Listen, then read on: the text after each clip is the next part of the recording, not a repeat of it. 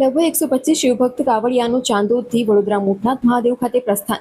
Transport વ્યવસાય દ્વારા સતત 19મા વર્ષે કાવડ યાત્રા.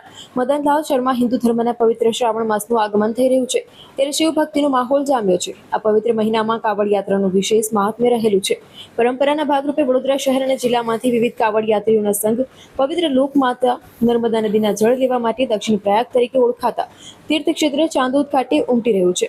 વડોદરામાં ટ્રાન્સપોર્ટના વ્યવસાયો સાથે સંકળાયેલા શિવભક્તોના એક સમૂહ દ્વારા સતત 19મા વર્ષે ભવ્ય કાવડ યાત્રાનું આયોજન કરવામાં આવ્યું. મૂળ રાજસ્થાન અને હરિયાણાના વતની અને વર્ષોથી વડોદરામાં સ્થાયી થયેલા શિવભક્તો 2008થી સતત આ ધાર્મિક યાત્રાનું આયોજન કરી રહ્યા છે.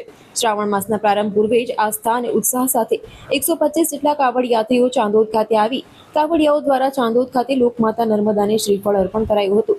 તો આજે વહેલી સવારે ચાંદોદના પ્રસિદ્ધ મલ્હારરાવ ઘાટના કિનારે યાત્રીઓએ પવિત્ર નર્મદા નદીમાં સ્નાન કર્યું હતું અને ત્યારબાદ વિધિવત પૂજન અર્ચન કરી નર્મદાજીને શ્રીફળ અર્પણ કરાયું હતું. પૂજ્ય ભાવ સાથે નર્મદાજીનું પવિત્ર જળ કાવડમાં ભરી આ શિવભક્તો ચાંદોદથી વડોદરા હરણી સ્થિત મોટનાથ મહાદેવ સુધી જવા માટે પગપાળા પ્રસ્થાન કર્યું હતું.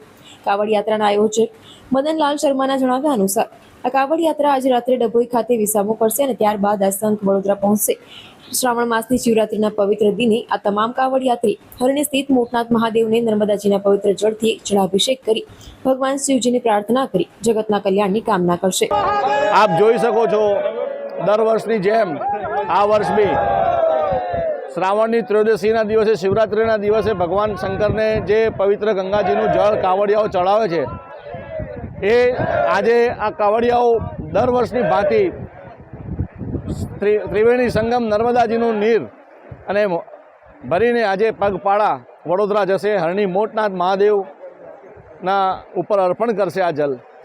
આપ જોઈ શકો છો, આ સંખ્યા દિવસો દિવસ વધતી જાય છે. યુવાનોમાં આ વસ્તુને લઈને પ્રોત્સાહન છે અને જે યુવાનો છે જોડાઈ રહ્યા છે અને સતત અમારા જે આ ટ્રાન્સપોર્ટ સમાજના ભાઈબંધુઓ છે બધા એક સાથે જોડાયેલા રહે છે અને કોઈ બી સામાજિક ધાર્મિક પ્રવૃત્તિમાં આગરે સગરે રહીને બધા ભાગ લે છે. 2008થી આ કાવડ યાત્રા ચાણોદથી હરણી મોટનાથ મહાદેવ 2008થી આજ 2026મી વર્ષ છે. આ 19મા વર્ષમાં પ્રવેશ કર્યો છે. કોરોના કાળમાં બી અમે 4 જણ આવીને અહીંથી જળ લઈ ગયા હતા. એટલે અમારી કાવડ યાત્રા અમે લોકોએ અચૂક ચાલુ જ રાખી છે. કોરોના કાળમાં બંધ હતું 17 બધું, તોય અમે 4 જણ આવ્યા હતા અને માં નર્મદાનું જળ અહીંથી ભરીને ગયા હતા અને મોટનાથ મહાદેવ હરણી અમે અર્પણ કર્યું હતું. તો બધા જ દેશવાસીઓને અને બધા જ ગુજરાતવાસીઓને અને બધા જ મારા દેશવાસીઓને હું આ શ્રાવણ માસની શુભેચ્છા પાઠવું છું અને બધા મારા ભાઈબંધુઓને એવી શુભેચ્છા છે કે આ શ્રાવણ માસમાં બધા જ નેક કામ અને ધાર્મિક કામ આપણે કરવા જોઈએ અને આપણા સનાતન ધર્મનું પાલન કરવું જોઈએ. આપ અહીંયાથી યાત્રા લઈને નીકળવાના કયા સ્થળે રોકાઈને પછી ક્યારે પહોંચીને દાદાને અર્પણ કરશો? આજે ચાણોદ ધામથી યાત્રા નીકળીને ડભોઈ રાતે વિસામો છે સ્વામિનારાયણ મંદિરમાં અને